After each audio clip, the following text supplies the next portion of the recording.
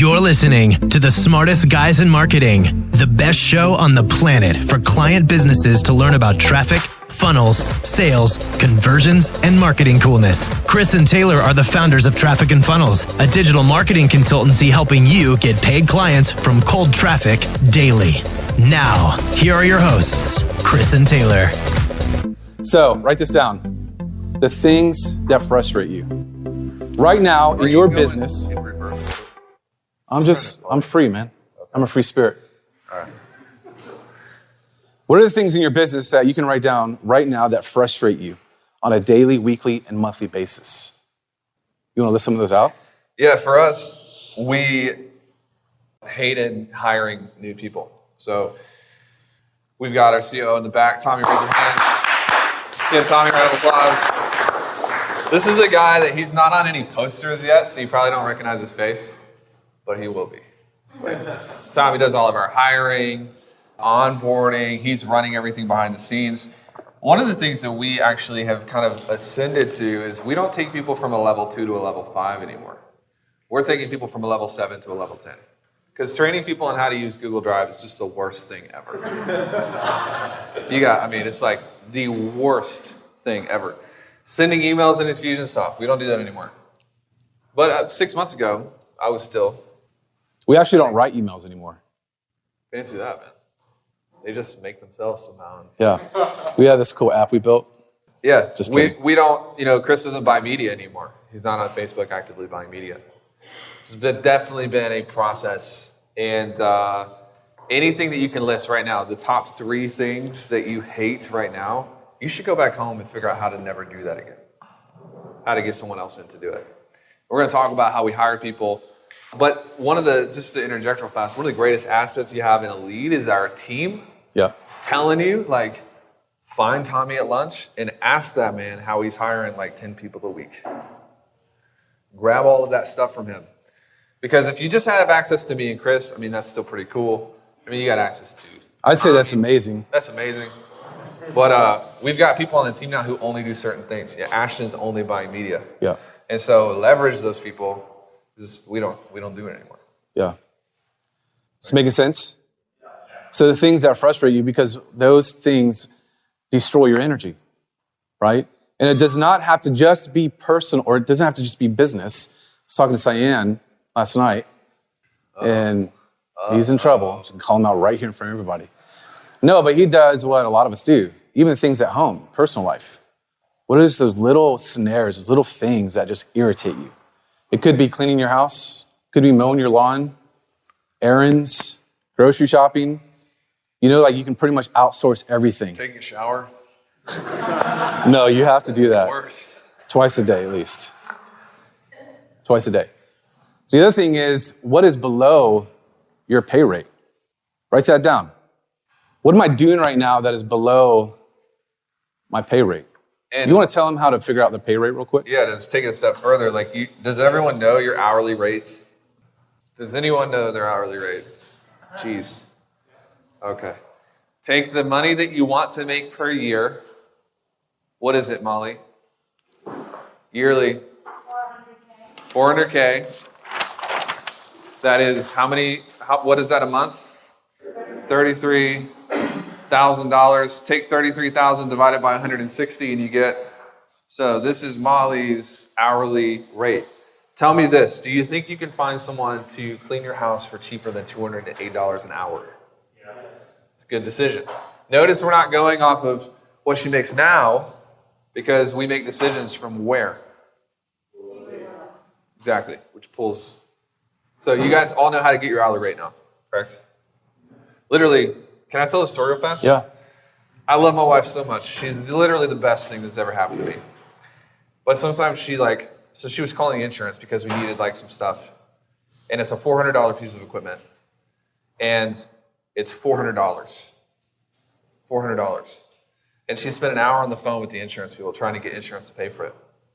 And instead of doing that, we rented it. And now I have to take it back to the hospital. It takes me 30 minutes to get to the hospital, 30 minutes to get back. I'm like, our rate is about $7,000 an hour.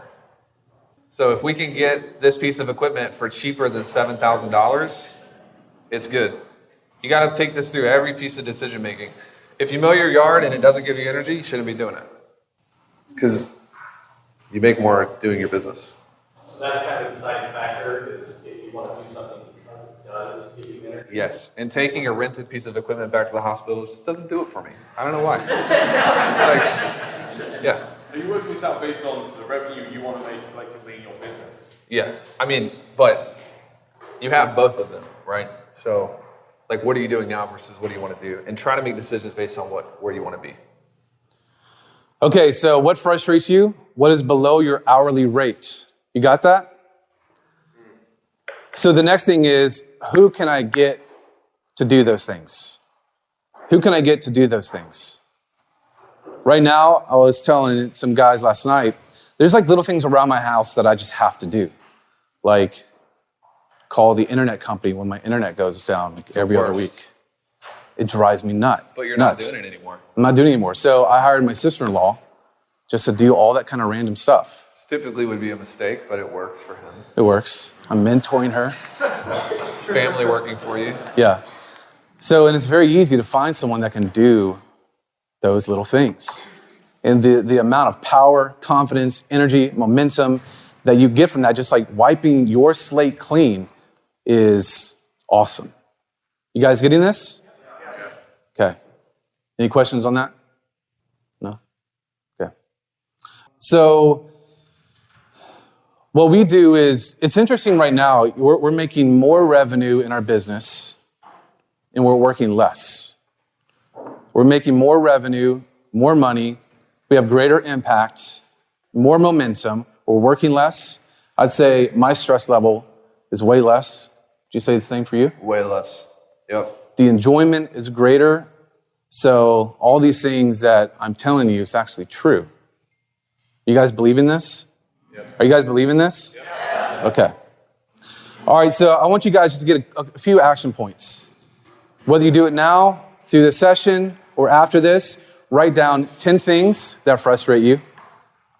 10 things that are below your hourly rate that you're doing in your business. So again, it could be your business or personal. And ask yourself, who do I need to get to do these things for me? Probably the easiest way is if they frustrate you and they're below your hourly rate, circle that and get rid of that first. Yeah. All right, so let's talk about backing yourself out of your business. Again, so if you look at your business, it's not a house on stilts that's going to be blown down. But if I actually want to build a Parthenon, right, what I want you to do is I want you to look at the things in your business that what's the lowest hanging fruit? Ask yourself that. Like, I want you to write that down because I want you to put these things into action. I want you to think about this after this session. What is the lowest hanging fruit? What's the easiest thing that I can just offload to someone else or that I can just completely stop doing altogether? Because I guarantee you, in your business, there is a bloat. There are things that you're doing that make no sense. There's no effectiveness. It's just waste, right? So what can I just hand off and what can I stop doing altogether, right? So handing off is something that you should be done in your business or your personal life. And just stopping altogether it's not important. So you can automate it, you can delegate it, you can eliminate it. Those are the three things. Probably a good 20% of what you're doing should be eliminated. Yeah. You don't even need to delegate it. This just doesn't need to happen anymore. And then you automate the things you can automate. Tommy's really good at this, by the way. It's another thing you could talk to Tommy. Mimi's really good at this. How do I figure out how to have software work for me instead of me doing it and then delegate the rest?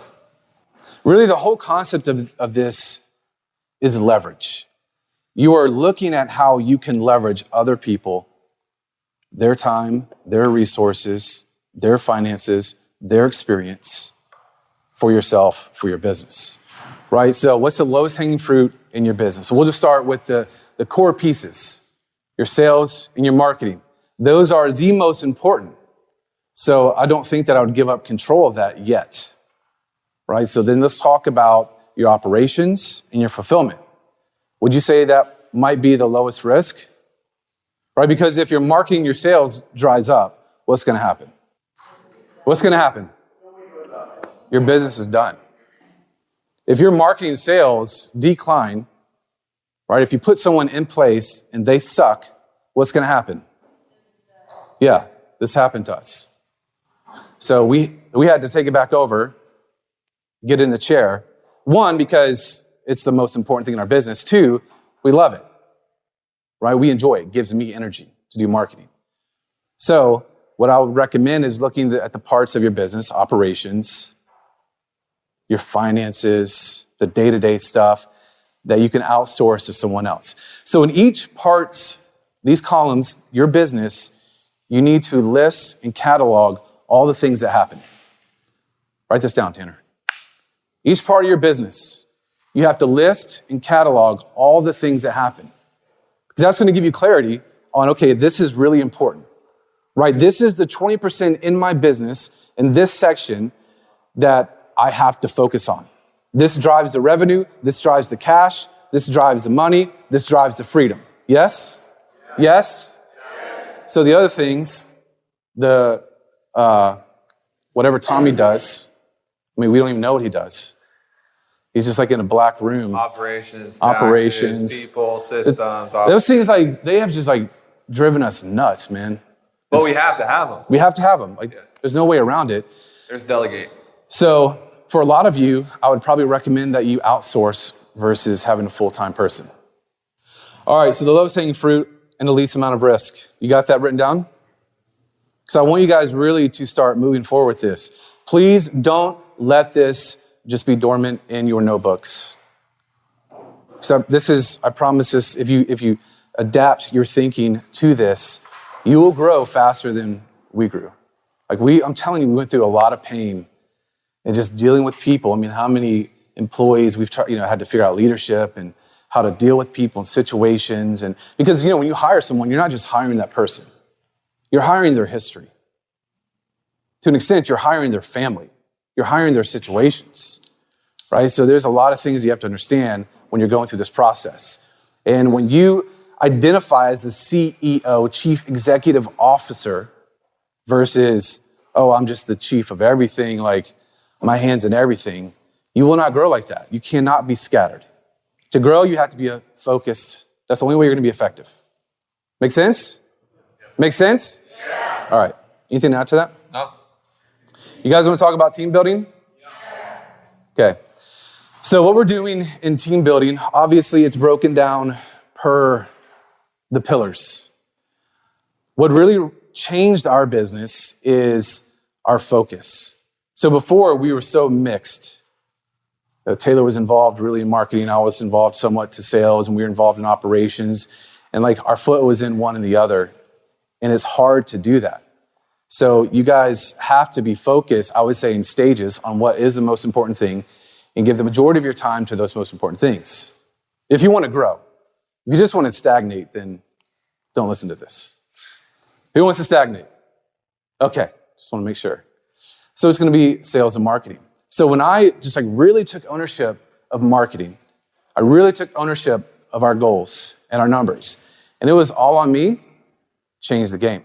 When he really took ownership of sales, it just the burden of marketing was lifted off of his shoulders, the burden of sales off of my shoulders. Then we found an amazing leader for operations. So what we're doing now is we're always seeking leaders for those areas of our business. So obviously we're a partnership. It is a little bit different. There are some partners here, but you can look and seek and find someone that has those leadership abilities, the skill. So right now, before we used to go out and we would try to find someone who really had the high-level skills, like the high-level marketing skills, the high-level sales skills. What we're finding now is the best is finding someone who has the right attitude. They can really take on our vision, our culture, and we can teach them the skills, right? So really all this is going to hinge on your leadership as the what? Yeah. Yes. You start to identify yourself as the CEO, the Chief Executive Officer, and you have that powerful position. you are the leader, you are forging the way, right? Then you can bring in people and give them clear direction, because one of the mistakes that we made was we didn't give people clarity. That was our fault. And so they failed miserably. And so when we shifted and we understood there's multiple tiers in your business, so there's the first tier, second tier, third tier, and so forth, in the people that you bring on. So for example, I'm jumping back because I think this relates to team building, is I'm always looking at who can I bring in as first tier. So that's people that I mentor, right? Who can I bring in as those leaders that I can mentor? I can train them in the way. I can teach them to think how I think. I can teach them to perceive problems, deal with problems like I do, so that when we go to the second tier, it's a person that my disciples disciple, right? So this is going to be really applicable for like guys like you, Cyan, anybody who's 6 figures a month. If you can get this today, cement this into your brain, it will propel you very quickly. Make sense? So it's multi-generational, right? Because again, it's all about leverage. How can I leverage the time that I'm investing into my leadership team, my disciples, right? Because I don't want to keep doing that over and over for new people that come in. It's the thing that Taylor was saying, the 0 to 7. I don't want to do that anymore as a CEO. So I'm leveraging other people and I'm leveraging processes. So all of you can have processes that you can leverage. Does that make sense? So here's what's interesting though, is what we're getting to now is team self-management, right? Where I'm managing people through other people. So I've got this core group of people on the team that I don't want it just to be me, because if I'm the one making all decisions, I'm calling out all the problems, I'm like raising the alert, I'm solving all the issues, what happens when I leave? What happens when I leave? Fails. Chaos, fails, stilts, right? But if I can manage through other people and they can get my DNA, how I think, how Taylor thinks, then when I'm gone, I'm on vacation, I'm hanging out with the family, whatever, it just keeps rolling. Momentum is maintained. So that's, I think, been a big key for us. For example, Taylor was out last week. His baby decided to come early. She just had no respect for what was going on. Seriously. His team has the proper culture, the proper DNA for Taylor. So, anybody on that team can manage the sales meeting. Make sense? One thing to add here is a big roadblock for this is, and the reason, Pete, that I said like he could probably do 7 and 9 is Chris will use failure as a teacher. I struggle to do that. If you see someone on your team that's about to make a mistake and you go in and you're like, oh, I want to make sure it's right, then you actually retard the learning ability of your team. So one of the things I've really watched in Chris, and his team is flourishing because of it, is he'll let people fall off a cliff. He won't save them. And then afterwards, he'll be like, why did this happen? What did you learn from this? Whereas my tendency in the past, I will see someone going off a cliff and I will go in and prevent it. And then they don't know how to prevent it for themselves. It's going to be really hard for some of you. So I'm hearing it's systems. It's all about systems. And to me, it's the same thing as, developing the systems so that you can run your business yourself and you can manage your clients. But then when you get to the stage of hiring someone, and my question is, do you have sort of like a tiered process for hiring people so that right now I don't have anybody that works with me? So this would be like level 1. This is going to be my approach. And then as I progress, it's going to evolve and my expectation, Yeah. Yeah, so it comes down to your frustrations and your pay rate. And then what is the thing, again, that's the lowest hanging fruit, that if you back out, the whole thing doesn't just crumble. Because for you to be the CEO, you have to do what? You have to be able to zoom out. You have to be able to get out of the weeds and look at the landscape. You have to look at where the company is going. Are we on target for the goals? Whether it's just me and another person, that's still how you have to think. We'll cover this in some more detail tomorrow with the marketing stuff. But when you have the ability to just zoom out, look at the landscape, What is everything going on? What are the goals? What's the vision? Where am I going? What are the things that are required to get there? And then me as the CEO, I manage that. So by me managing that, that means I have to acquire the right people. I have to put in the right processes. If you're not great at developing processes, it's okay, because you can get someone who loves doing that. They like live for processes, right?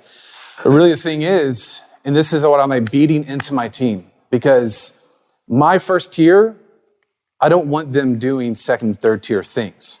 So what I mean by that is where we used to write emails, we used to upload the emails into Infusionsoft. Then what happens? I went to first tier. They're doing emails, right? They're writing like all this kind of stuff. So what we have to do is everything that we do gets a process. It gets a checklist. Like I want the ability to be able to pull someone off the streets of Nashville.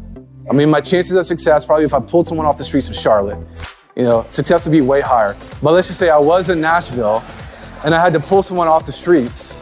I want them to be able to see that SOP, that checklist, and be able to knock it out of the park. When you get to that place in your business where you have tremendous leverage from the process, then it'll be a lot easier for the people.